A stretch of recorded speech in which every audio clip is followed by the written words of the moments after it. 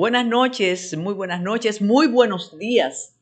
La semana pasada, cuando mencionamos a personas que estuvieron con nosotros, que estuvieron en la fundación de Metrópolis, que estuvieron durante mucho tiempo en la emisión diaria del programa, no sabíamos que Carlos Polanco, nuestro director, nos iba a sorprender con unas imágenes realmente entrañables. Pero ¿qué ocurre? No solo a nosotros cuando vimos la edición, sino también a muchas de las personas que comprobamos que ven Metrópolis y que se sintieron identificadas cuando vieron sus imágenes de hace tanto tiempo. Pero de eso se trata la vida, de madurar, de oye, aquellos deben envejecer, ese Freddy Ortiz, o de envejecer y de estar con ustedes. Y como siempre, agradecer el respaldo y valorar el trabajo que se hace con dedicación, con esfuerzo. Pendiente ha quedado Carlos Polanco y Smerling y parte del equipo. También se incluye a don Pedro Ramón. Pendiente ha quedado una visita muy especial a el restaurante de Rosa NG. Quiere que vayamos todos, que escojamos el día, y la verdad que está bellísimo el lugar de aquel Maywi, Carlos Polanco, recuerdas, en la Duarte, que además era un lugar hermoso y con la calidad que siempre nos ofrece Rosa NG en su sitio, y su familia que está ahí trabajando de 24 horas, y se incluyen los domingos, los días domingo, así es el plural, don Pedro, no los días domingos, sino los días domingo, cuando van a hacer las compras todos juntos también, ya con esos nietos preciosísimos. De modo que gracias a Carlos Polanco por el detalle, y gracias a todas las personas que nos vieron. Don Luis Guzmán, que quedó de pasar por aquí, no sé si ya lo hizo Carlos, pero un abrazo, y a todos realmente, y a todas. Como siempre, la mención de don Juan López, de doña Carmen y de Pedro Ramón López Olivier, de todo el equipo en grande de este canal, que nos ha permitido estar durante tantos años aquí.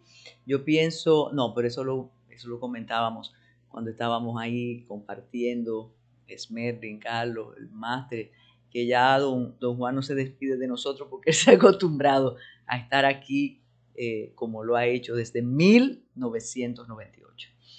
Quizás este inicio de Metrópolis de esa manera sirva para eludir o para no comenzar de inmediato con tantas noticias desagradables, con la permanencia de la violencia, la permanencia de esa manera de ser dominicana ya, que para los mayores, y yo pertenezco a los mayores y a las mayores, realmente nos hace pensar en, hemos sido así siempre, algo nos ha cambiado, nos ha sucedido, y creo que hay de todo, porque mi hipótesis principal es que nosotros nos hemos forjado en la violencia desde la fundación de la República. A veces digo, y recuerdo a Guarocuya Félix, que tenemos que traerlo por aquí en uno de estos días. Podríamos decir que desde 1492, desde aquel 12 de octubre, cuando llegó Cristóbal Colón a nuestras tierras, pero desde la fundación de la República, la violencia nos ha asignado. Nosotros nos hemos forjado entre el machete, el revólver, la escopeta, las armas más modernas, el lengua de mime. Nos mencionan aquí los muchachos que conocen esa arma blanca, muy nuestra, muy dominicana. Pero cuando hacemos así el recuento semanal, el recuento mensual y el recuento de lo que ha pasado en los últimos años y en este año, la reflexión es, pero ¿dónde nos vamos a detener? cuál será la medida, la fórmula, no para combatir de manera definitiva un comportamiento, porque no se puede, eso se ha gestado durante años, durante siglos, insisto, en el 1844, pero tiene que haber una manera de evitar la proliferación de las actitudes violentas en nuestro país. Y siempre lo digo, y antes decía, con mucho respeto quiero decir, pero independientemente del respeto, es que ya nosotros no tenemos en nuestro país ningún mensaje de paz. Y ya me iba a poner así, don Pedro, ya queriendo paz, decirlo de manera contundente y posiblemente violenta, pero nosotros no tenemos ni siquiera en la representación religiosa un mensaje de paz, de piedad, aquello de amémonos los unos a los otros, querramos al prójimo como a nosotros mismos, respetemos a nuestros mayores, respetemos a los maestros, a los padres. Eso no existe en el país.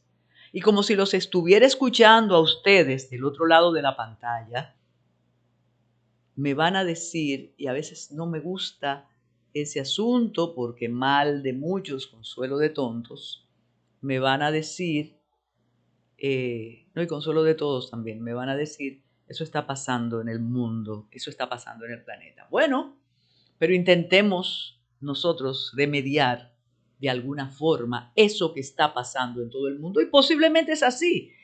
Cuando la pandemia estaba en sus buenas, yo decía que íbamos a ser mejores y que necesitábamos un mensaje teológico del significado de lo que nos estaba pasando. Y el Papa, la primera aparición del Papa fue tan contundente, por sincera, que él mismo asumió que no tenía respuesta para lo que estaba pasando. Esa imagen que la compartimos aquí en el equipo del Papa en esa plaza de San Pedro solitaria diciendo estamos en la misma barca. Entonces estamos en la misma barca, estamos todos, todas, sin saber dónde está la respuesta para intentar cambiar los comportamientos, que la verdad es que entre desesperación, pena y dolor, aterrizamos a nuestro país y vemos cómo se suceden las declaraciones desafortunadas en relación a la violencia. Hace unas semanas comentábamos las declaraciones del ministro de Interior y Policía en relación a que nos cuidáramos cada uno de nosotros. Esta semana el ministro, luego de todo lo que ha ocurrido, esa matanza en los Alcarrizos, que pudo ser evitada. Y a mí no me gusta sumarme a eso, de que pudo ser evitada, pero sí, porque el matador, que está ahora supuestamente convaleciente porque intentó suicidarse sin lograrlo 3 veces, pero mire, él fue muy certero cuando mató a su expareja, a la madre de su expareja, a una cuñada, y cuando quería matar al hijo que sobrevivió y que ahora pregunta por su madre, ¿dónde está mi mamá? Pero para él ser certero con el suicidio no ha podido lograrlo y tiene 3 intentos. Y digo que se pudo evitar porque ya había denuncias de su comportamiento cuando estaba en La Vega, pero no se hizo nada. Pero como ya los hechos están bajo tierra, el no hacer nada, entonces no podemos pensar que pudo hacerse distinto porque no se hizo. Entonces, a propósito de ese caso, a propósito del jovencito en Moca, Smerling, que cuando usted lo escuchó hablar me dijo eso no puede ser, que iba a entregarle el anillo de compromiso a su novia, pero ella le dijo que había recibido un dinero de alguien, de algún amigo, residente fuera, y él empezó a ahorcarla y luego le clavó un corta uñas que precisamente le había regalado la madre de la novia. Entonces, ante esos casos y naturalmente el caso del comunicador y del general, que eso vamos a hacer un comentario aparte, El ministro de Interior y Policía dijo, bueno, es que nosotros no podemos ponerle un guardián, un policía a cada uno de ustedes. Y lo lamento, y voy a decirles por qué lo lamento. Porque yo estoy convencida que Jesús Vázquez, el ministro de Interior y Policía, quiere hacerlo bien y ha puesto todo su empeño en hacerlo bien. Pero con declaraciones así, lo que nos hace entender es que no, con todo el respeto, no asume la contundencia y la dimensión de lo que es la seguridad que el Estado debe proveer a la ciudadanía. No es colocarnos un policía a cada uno de nosotros, a 10 millones de personas, más 2 millones posiblemente de extranjeros y de extranjeras que tenemos aquí. Se trata de políticas de seguridad, de sistemas para tratar de solucionar o de disminuir la criminalidad. A propósito, nosotros hemos dicho desde aquel aciago momento cuando el presidente empezó aquella campaña para reformar la policía y repetían todo que en la policía era que estaban los criminales, y yo decía, señores, señoras, un momento, es la sociedad la violenta. Está bien que los policías tengan una especie de licencia para matar y un historial de violencia, pero aguarden, no solo es ahí que está. Entonces, desde esa desacralización, de ese irrespeto al cuerpo policial hasta ahora, siempre lamenté que al órgano encargado de la política criminal del Estado, que es el Ministerio Público, no se lo tomaba en cuenta. Aquí se buscó un experto extraordinario, un señor español, que a veces luce que está por encima de las autoridades locales. Aquí tenemos tecnología. Recuerden la semana pasada que enseñábamos unos drones y unas cámaras, pero es la política criminal del Estado la tiene a su cargo el Ministerio Público, y fue muy satisfactorio ver a mitad de semana que ya la Procuradora General de la República tuvo una reunión con el director de la policía y además con la Procuradora Jenny Berenice Reynoso para trazar estrategias de formación, de prevención junto con la policía. De eso se trata. No es que ese grupo de honorables muy bien intencionados, muy apreciados, muy honorables, reitero, se sienten a decir, no, que este es asesino y ese es un ladrón. Así no. Aunque dicen que el informe rendido es espectacular y fabuloso. De modo que la violencia ha seguido protagonizando los días, las semanas en la República Dominicana de manera lamentable. Nosotros todos hablamos de la violencia, que si le dio el tiro, que si no le dio el tiro, que si la violó, que si no la violó, que si salió de la cárcel, pero nunca nos hemos manifestado en contra de la violencia. Nosotros llenamos la plaza en contra de los ladrones, en contra de la corrupción administrativa, pero la sangre no nos importa. Y eso dice mucho de nosotros. Y dice mal, no dice bien. Tenemos que hacer una pausa. Luego comentaremos cuánto sabemos de derecho todos y todas a propósito de la riña que acabó en muerte entre un reconocido comunicador y un antiguo director de la DNCD.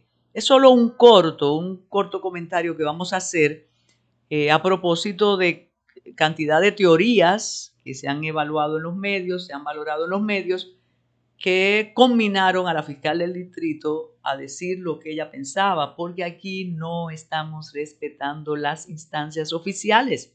Por eso como tema también tenemos la influencia de la calle, la influencia de los medios virtuales, y de repente tú dices, bueno, pero entonces vamos a gobernar con los influenciadores, ¿sí? Para no decir influencers, don Pedro, y dejemos las instituciones, porque esos son los que dictan y los que mandan.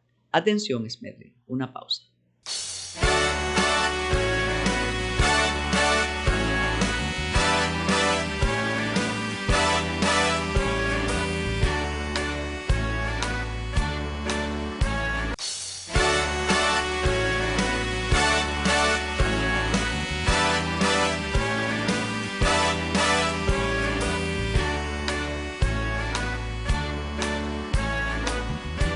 Sí, gracias, Esmerlin. La semana pasada, y continuando con el tema, esta segunda parte, para mencionar el caso de Alburquerque Comprés y Tavares Duncan. Pero la semana pasada, casualmente, un tema, o el mismo tema, la secuela de violencia, refería a lo que ocurrió con el hijo del diputado Zapata. Y compartimos las declaraciones de la senadora Ginette Burnigal Socias porque nos parecieron unas declaraciones, sobre todo porque estaba en el velatorio, en el funeral, muy conmocionada, muy sentidas y dejó salir la emoción y la indignación que usualmente a veces los políticos, tú les notas que hacen las declaraciones porque tienen que hacerla. Pero Ginette Burnigal se sintió muy enojada y a la vez compungida. Precisamente ahora, esta semana, tenemos otras declaraciones en el mismo sentido de Ginette Burnigal y ya con una connotación más contundente. Ella está pidiendo mano dura y a veces hemos tenido el recato de no hacer esas peticiones, pero lo está haciendo. Eso creo que Esmerlin me tiene un corto de esas nuevas declaraciones de Ginette Burnigal ratificando las declaraciones que había emitido la semana pasada precisamente en el funeral en Dajabón del joven que fue muerto por otros jóvenes de una manera realmente inconcebible, lamentable, innecesaria. Y para robarle un celular, que eso es otro tema. Pensábamos que ya, y aquí se ríen mucho cuando yo lo digo, yo pensaba que no reactivaban esos celulares, pero parece que el negocio sigue, no sé, bueno, parece no, sigue.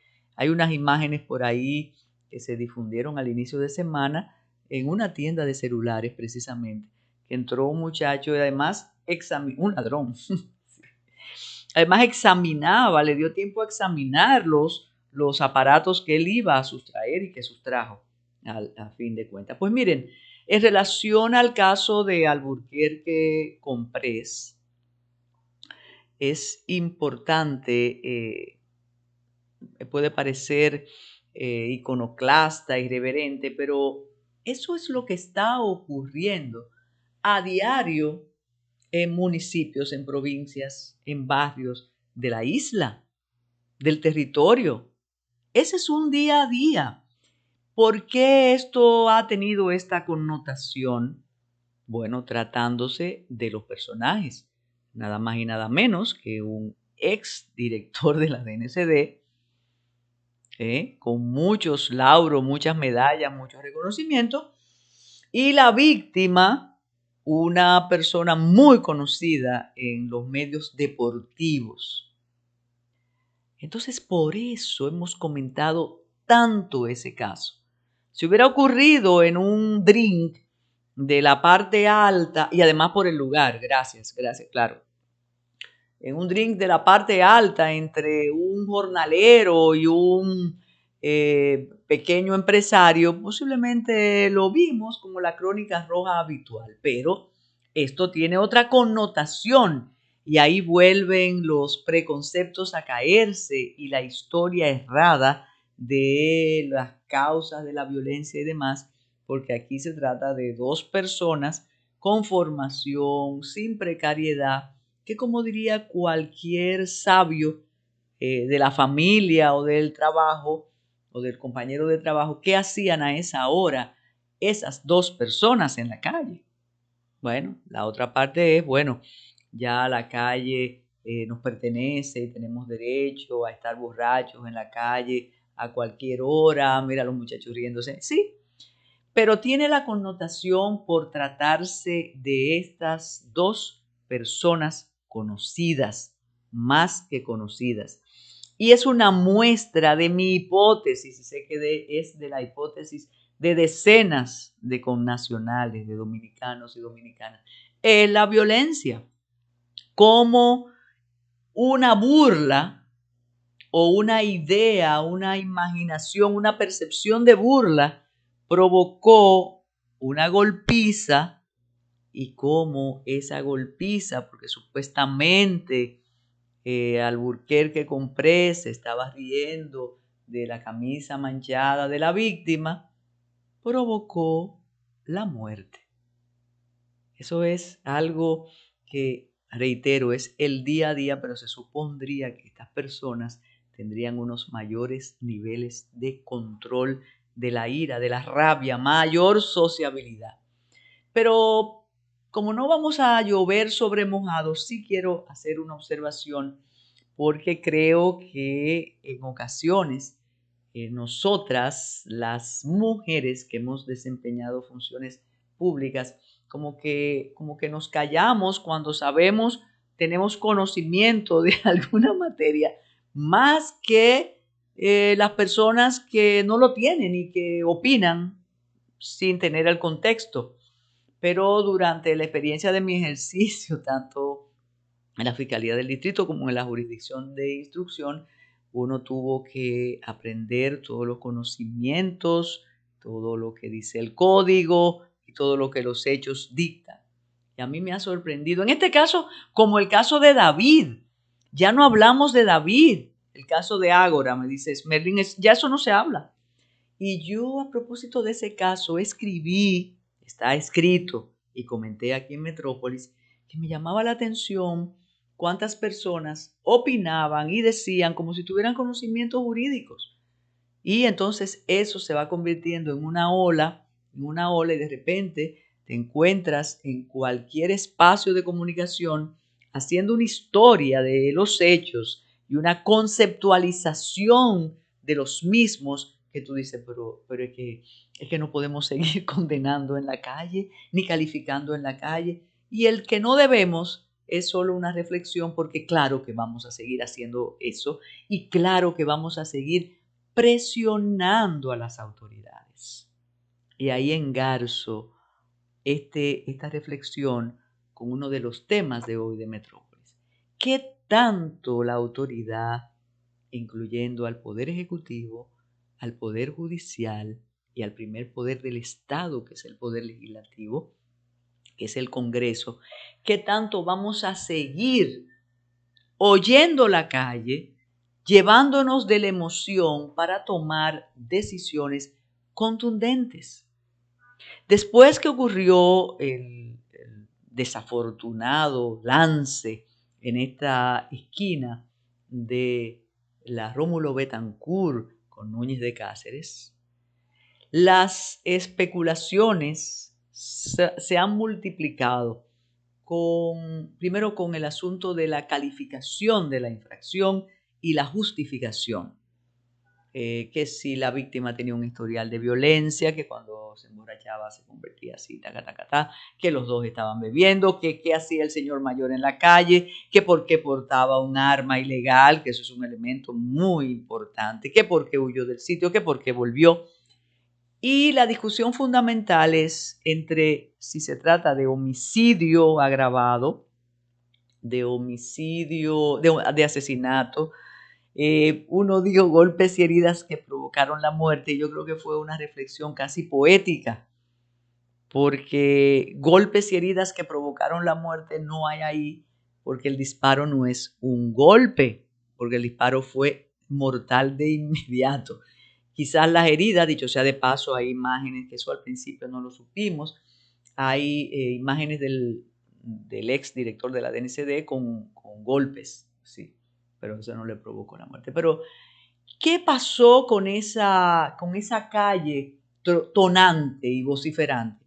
Que la fiscal del distrito tuvo que decir, bueno, esto es un homicidio, pero todavía yo no tengo los elementos. Dijo la fiscal, mientras en los medios de comunicación se multiplicaban las hipótesis.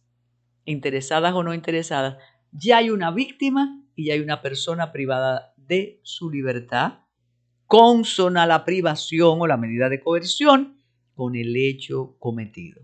Entonces, cuando decíamos en el segmento anterior, lamentábamos la expresión del ministro de Interior y Policía diciendo que no nos podían tener a cada uno de nosotros un policía.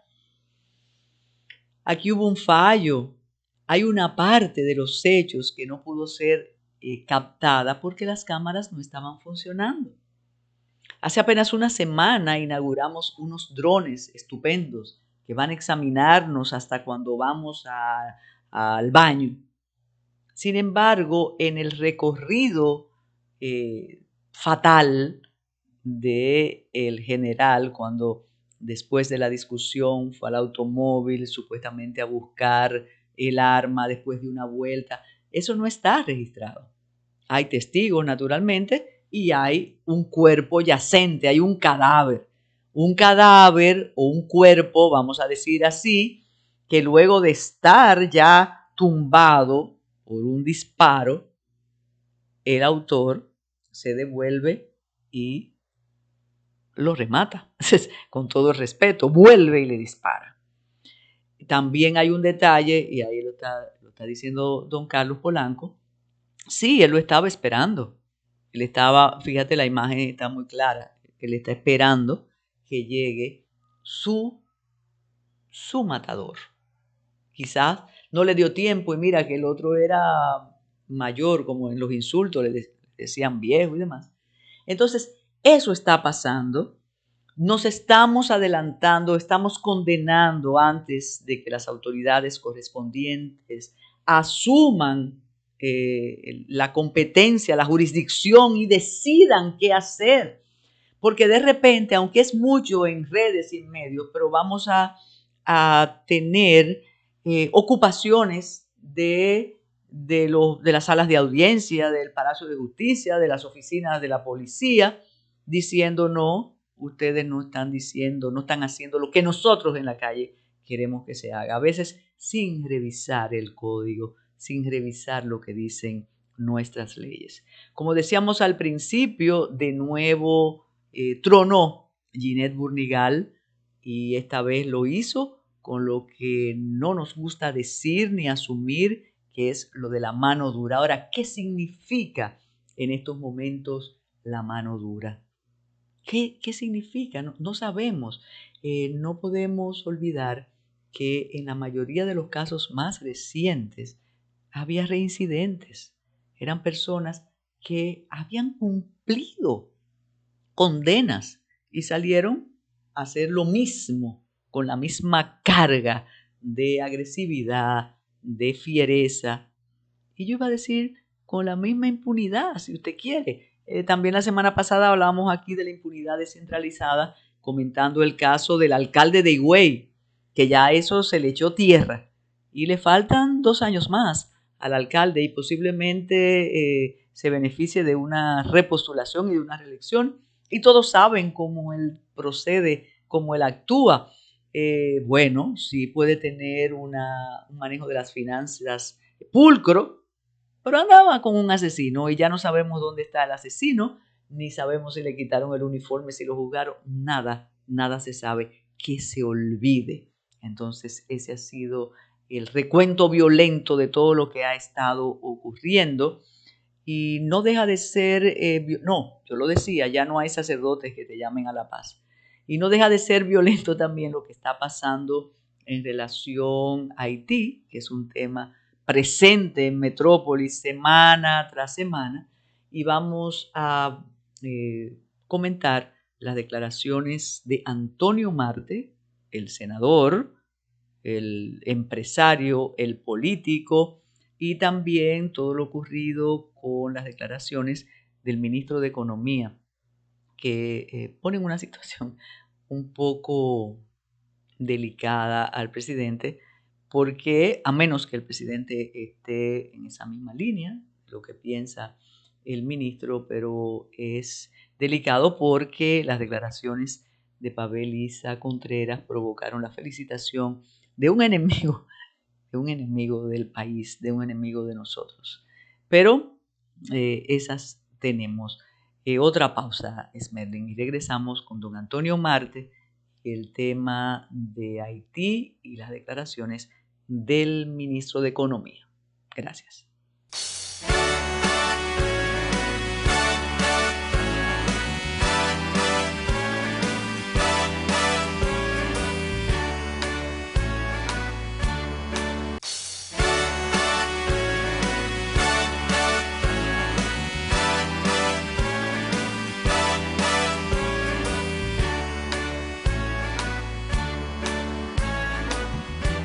Haití siempre será un tema recurrente aquí en Metrópolis. Es un tema que tiene que ver con el territorio, que tiene que ver con la patria, que tiene que ver con salud, que tiene que ver con identidad. Sin lugar a dudas, es un tema que desde la fundación de Metrópolis y desde el cambio de Metrópolis de todos los días a algunos días de la semana ha estado presente. Creo que es de los programas que más paneles ha tenido con personas de distinto parecer acerca del problema dominico-haitiano que ha tenido aquí en el país. Nosotros hemos tenido personas que piensan, pero completamente distintas, sentadas ahí, don Pedro haciendo de árbitro y nosotros también, pero el problema no tiene solución, se empeora cada vez. El presidente sorprendió y sedujo a muchos con la solicitud a la comunidad internacional para que intervengan en el problema de estado fallido que tienen los vecinos, del control de las bandas, del hambre, de la insalubridad, que por cierto, un paréntesis apropiado, y ha sido la denuncia del doctor Sergio Sarita Valdés hablando de las condiciones de la infancia en Haití, sin ninguna posibilidad de salud, sin ninguna posibilidad de desarrollo y de ingesta de nutrientes. Pero ¿qué pasa mientras ya el presidente había convencido a muchos de los más recalcitrantes, nacionalistas en términos despectivos, porque ya es una categoría que no se quiere usar pensando que es de fascistas y que no debe ser aceptada? Mientras eso ocurre y debido a la situación de deterioro progresivo en Haití, el Instituto Duartiano convocó a una marcha patriótica. Quizás ponerle esos calificativos es lo que espanta a muchos. Esa marcha fue un éxito, quizás debió tener más personas, quizás debió evitar algunos pronunciamientos violentos, lacerantes, para algunos considerados racistas, como dijo el ministro de Economía. Y es ahí donde viene el problema. Habló el ministro de Economía por sí, habló por el presidente. ¿Puede un ministro hacer esas declaraciones hablando con un abogado constitucionalista, además muy cercano al ministro, que se ha solidarizado con Pavel Isa Contreras, porque al parecer en las redes hay una campaña denostadora en contra de él? Sí decía Cristóbal, y yo lo suscribo, que el trabajo de Pavel es tan demandante como ministro que quizá él ese tema no debió abordarlo. Yo no sé, pero aquí tenemos tantas ganas de exponernos cuando estamos desempeñando una función pública, y la mejor manera de exponernos es con el trabajo y con el resultado del trabajo. Pero el inconveniente de Pavel Isa Contreras fue el comentario prejuiciado que nos englobó a todos, porque desde el litoral de Pavel dicen que contra él se ha sido prejuiciado, pero él también fue prejuiciado en contra de las personas que marcharon. Nos dijo racistas, no, yo no marché, pero a los dominicanos, él dijo que los dominicanos y las dominicanas somos racistas, somos anti-haitianas y que discriminamos a los ciudadanos y ciudadanas que cada día son más en el país. Eso no se adecúa a la verdad, queridísimo Pavel.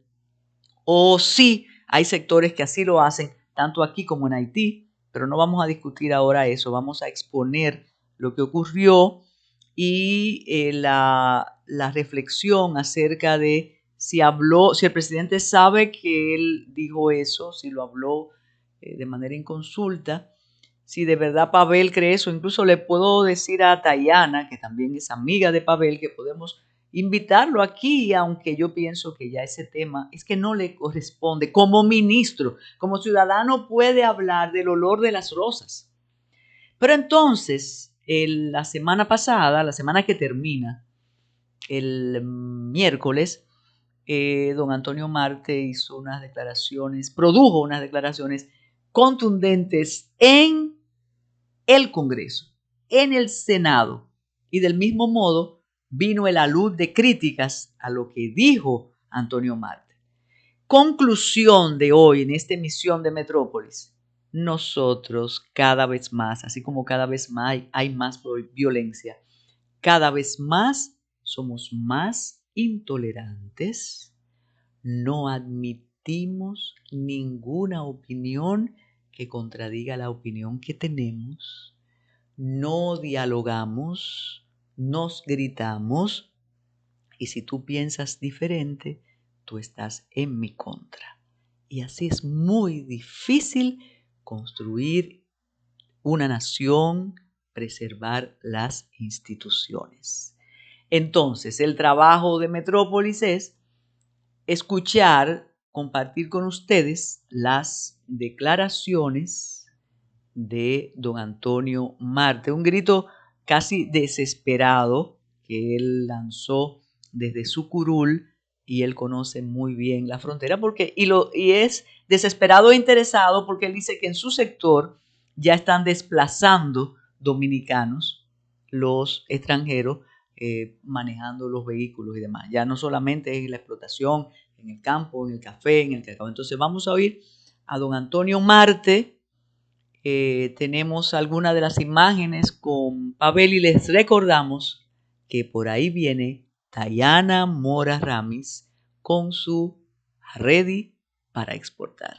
Adelante, don Antonio Marte. Es posible que aquí digan que yo vengo a reclamar, a decir lo mismo en alguna ocasión con respecto a los ilegales haitianos de este país.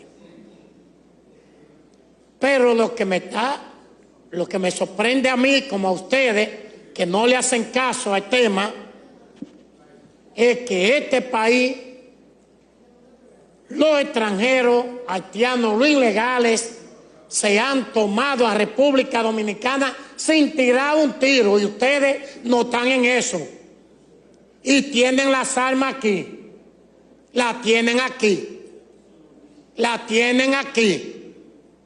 Pero es importante decirle a ustedes que ya aquí los extranjeros andan conchando, comprando vehículos ilegales sin tener licencia, y se meten en ruta a discutir, a transportar, y para las autoridades nada. Pero también les quiero decir que aquí hay varias discotecas de extranjeros ilegales que amanecen sonantes y campantes. Discotecas de ellos, como colmadones también, y cualquier tipo de negocio, incluyendo restaurantes. No está pasando nada. Pero vemos que en todo el país los haitianos son más que los dominicanos. En todos los campos. Le hemos dejado los campos, ellos se están tomando los campos, y ya nos tienen cogidos por las 4 esquinas. Por las 4 esquinas. Pero mi deber es denunciarlo, porque como yo tengo conexión con las 32 provincias, los 158 municipios, recibo las informaciones diario, yo me doy cuenta de lo que está pasando. Miren, señores. Salud invierte 688 mil millones en 2 años con parturienta haitiana. Mírenlo ahí. Mírenlo ahí. No lo estoy yo solo diciendo. Parece que otros están diciendo lo mismo que yo estoy diciendo. Pero mira aquí, el 23% de los partos de las mujeres ilegales haitianas, también el 23%. Pero señores, el 50% de la muerte materna son de origen haitiana también. El 50%. 50% de la muerte. La mortalidad que hay de las embarazadas menores de edad, también aquí, es más de un 50% haitiana. ¿Qué vamos a hacer? ¿Qué podemos hacer? ¿Qué debemos hacer? Vamos a dejar que nuestro país se convierta en haitiano y que nuestro presupuesto se lo lleven los haitianos. Que se lo lleven. Entonces decimos que estamos mal, que no tenemos salud, pero si es que los haitianos se lo están llevando. Si es que los haitianos se lo están llevando. Y cuando esas mujeres vienen al país, tiran el muchacho y se quedan aquí. Se quedan ellas y se queda el muchacho y viene el marido también. Pero aún, también lo que nos agrada mucho es que muchos dominicanos ya son tan estúpidos que se están casando con ilegales haitianas también. Entonces, eso es importante también. El amor también. Que vamos a echar este país para adelante. Muchísimas gracias.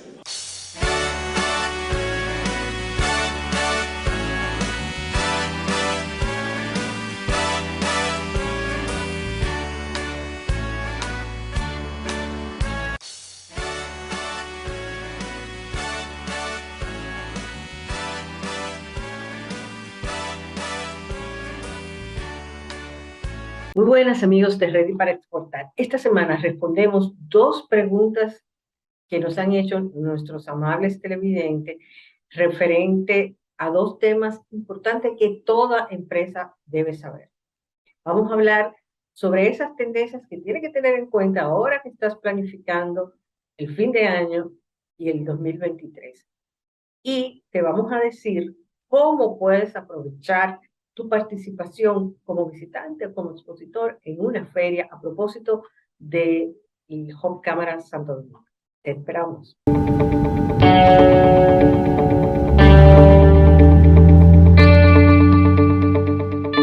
Muchas empresas están revisando sus estrategias para ver cómo terminan el 2022 de la mejor manera. Algunos les ha ido muy bien, otros todavía tienen números que pueden mejorar. Tenemos 4 meses de lo que queda del año para lograrlo, pero también ya tenemos que ir pensando cómo va a ser ese 2023.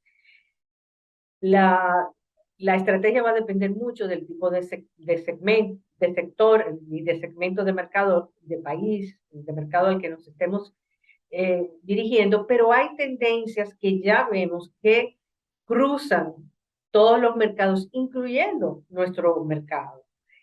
Primero, la digitalización. La pandemia nos trajo el acelerón de la digitalización y cada vez más las personas con las que estamos haciendo negocios nos están pidiendo más soluciones digitales. Si estamos vendiéndole a consumidores, aún exportemos a través de un importador o un exportador, necesitamos apoyar la venta de ese importador y ese exportador a través de medios digitales, no solamente el marketing, no solamente una presencia digital, facilitarle la vida al consumidor para encontrar información de ese producto que estamos vendiendo en otro mercado, contar nuestra historia y lograr que nuestra marca se quede en la mente de esos consumidores. Pero si le estamos vendiendo a otros negocios, con más razón debemos tener una estrategia que los mantenga alerta, que siempre estemos. Ya el consumidor espera que estemos 24/7 y hay soluciones tecnológicas. Estas aquí en la República Dominicana ya hemos traído a Ready para Exportar, por ejemplo, una empresa líder en América Latina en el tema de la inteligencia artificial para los bots. O sea que hay muchas opciones aún en nuestro país. El segundo tema es sostenibilidad. Es una palabrita que está de moda, que todo el mundo la habla, pero también hay muchos compromisos internacionales, los objetivos de desarrollo sostenible de la ONU, a los compromisos del Acuerdo de París para aliviar el cambio climático, que quiere decir que a nivel de empresas, a nivel de mercados, a nivel de gobiernos, se están tomando medidas que nosotros tenemos que tener en cuenta, pero también a nivel de consumidor. Si le vendemos a otro negocio, ese negocio está buscando también que poder contar una historia de sostenibilidad, de que nuestra empresa, grande o pequeña, no importa, está haciendo una contribución a su medio ambiente, a la comunidad a donde está. Y eso es toda una cadena. En todas las encuestas que se han hecho de las grandes corporaciones, pero también de pequeñas y medianas empresas en otros países, es una demanda que tienen ellos, que han incluido en su gobernanza y que le van a exigir a las empresas con las que hacen negocio. Entonces, a medida que nos vamos poniendo más a la par con esta demanda, los llamados ESG, por sus siglas en inglés, de medio ambiente, social y gobernanza, más podemos estar en condiciones de competir y de tener una imagen positiva en los mercados a donde vamos. Pero también es cuestión de legislación. La Unión Europea empezó adelante con toda una serie de normativas que todavía se están discutiendo para su aprobación, pero que ya vienen en camino, donde le van a exigir a los proveedores a ese mercado que demuestren su responsabilidad para el medio ambiente, su responsabilidad social, de no contratar niños, de no explotar a sus trabajadores, de que tengan programas para sus trabajadores, pero también para su comunidad, que se manejen con transparencia, muchas otras cosas que quiere decir no solamente que es un plus atractivo para hacer negocio, va a ser un requisito indispensable. Y otros mercados esperan que hagan lo mismo, el mercado de Estados Unidos, el mercado de Canadá y otros mercados grandes a los que exporta la República Dominicana. Por lo tanto, pensar en sostenibilidad, pensar a lo interno de la empresa, no solamente es un requisito de mercado, es buen negocio y además nos hace poder contribuir positivamente al entorno en el que nos desarrollamos. La segunda es el bienestar.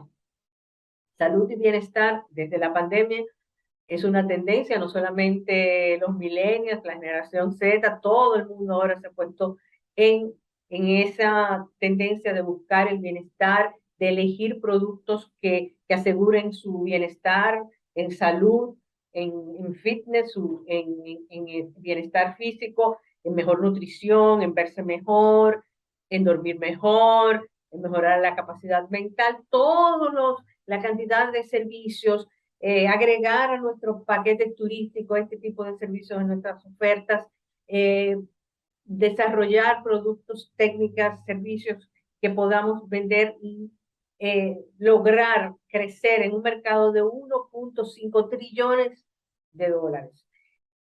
Es el consumo, nuestros productos, por eso nuestros productos orgánicos tenemos que seguir apostando porque esa tendencia de buscar productos que no tengan químicos, que sean naturales, va a seguir.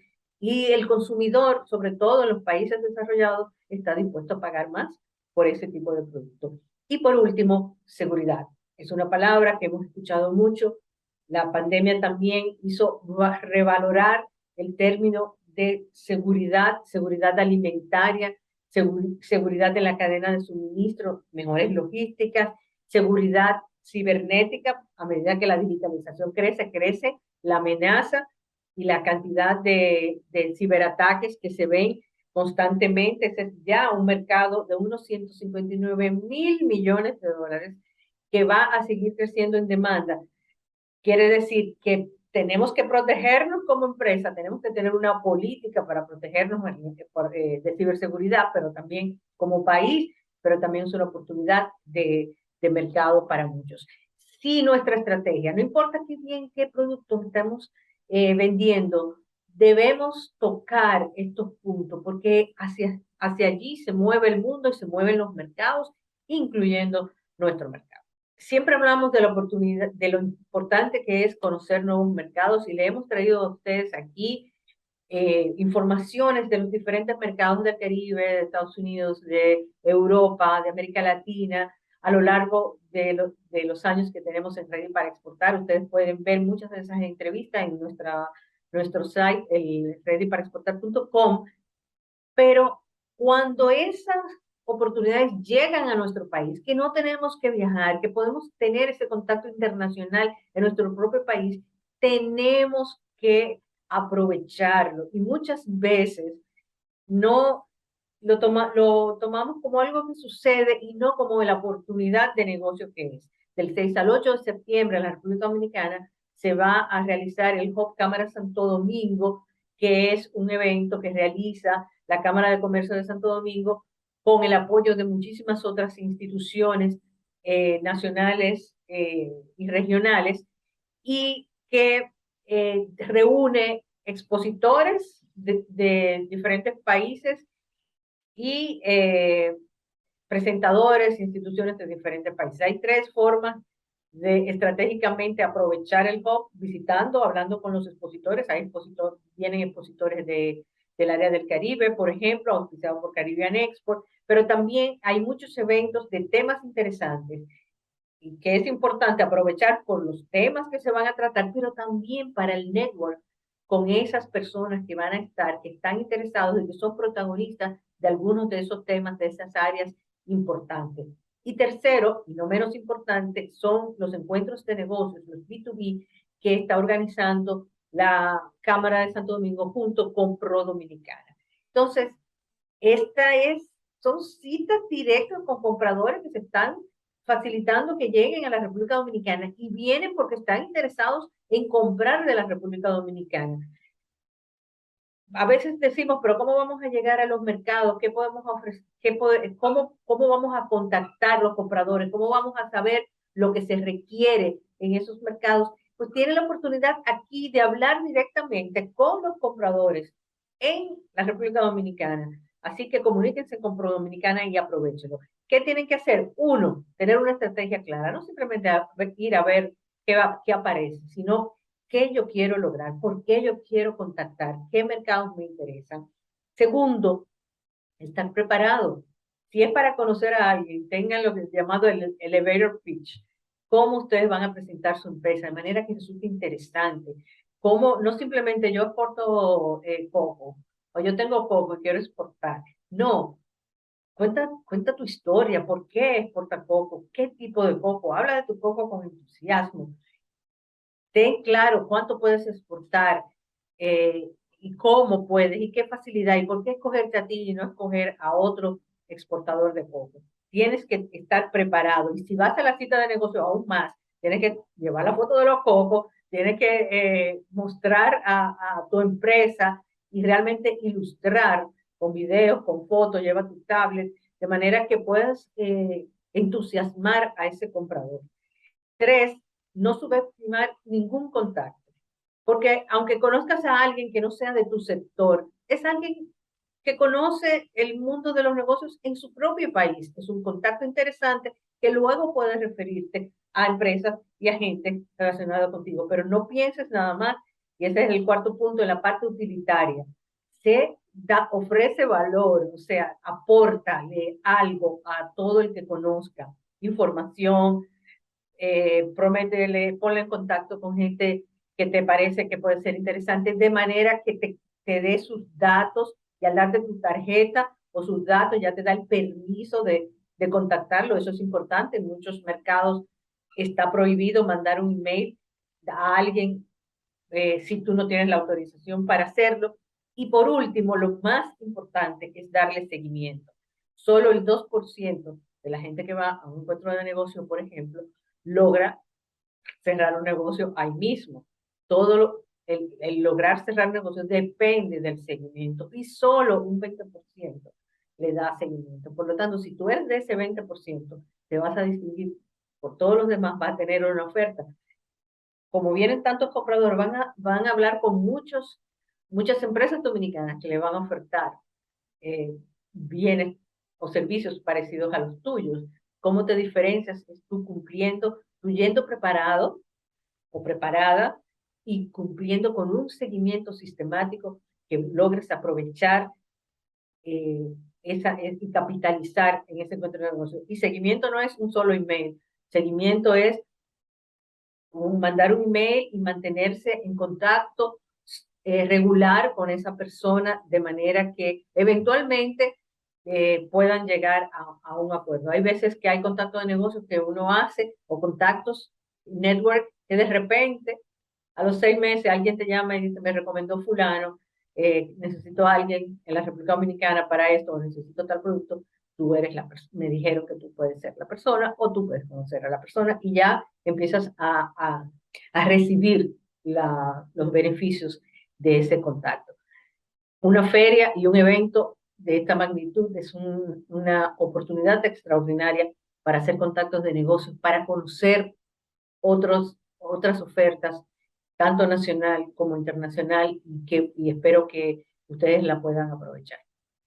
Espero que estas dos respuestas le hayan servido a los amigos televidentes que nos la hicieron y a todos ustedes, que sean útiles, que se pongan a planificar su 2022-2023 y a aprovechar las oportunidades del Hub Cámara Santo Domingo. Y recuerden ir a readyparaexportar.com para inspirarse en algunas de las historias, algunos datos de mercados que les puede dar a ustedes esa idea, tanto para la planificación de su 2022-2023 como para hacer network, porque ahí pueden conocer, por ejemplo, informaciones de varios de los países del Caribe que van a estar presentes, y eso siempre ir preparado y con conocimiento de causa de los mercados siempre es un plus cuando vamos a hacer encuentros de negocios. Muchísimas gracias por su sintonía en Ready para Exportar y los esperamos la próxima semana en Metrópolis.